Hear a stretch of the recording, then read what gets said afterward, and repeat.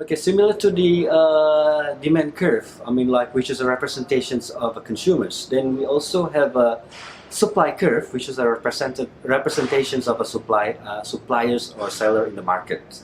So, what is the supply curve itself? Supply curve is a curve which show the relationship between price and the quantity supply at the given time, and assuming that everything else stay constant, or what we call in the economic theory as a ceteris paribus.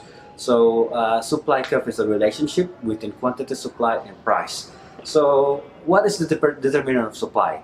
Determinant of supply, similar to the determinant of demand, there's various things. First and foremost is going to be a change in resource price.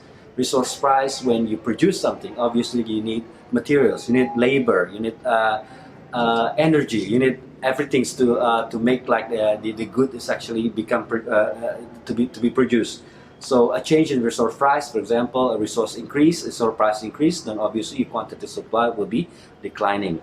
So there will be a change in technology as well as one of the determinant of the supply price, and the change in the number of sellers, change in taxes and subsidies, and price of other goods, as well as producer expectations.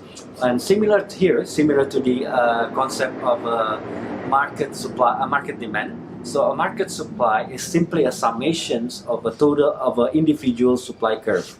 So you add up all together of the supply in the market, individual supply in the market, you're gonna get the market supply. Finally, what I want to explain here in this short video is about the concept of equilibrium. Equilibrium is the conditions when the opposing force of demand and supply are balanced.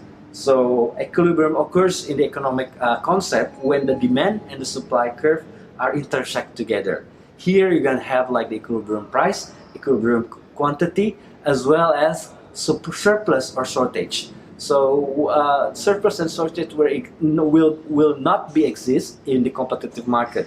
But as we'll see in the further readings, in the further chapters, that there may be a case that market will have like a surplus or a shortage because it's not competitive or for other reason.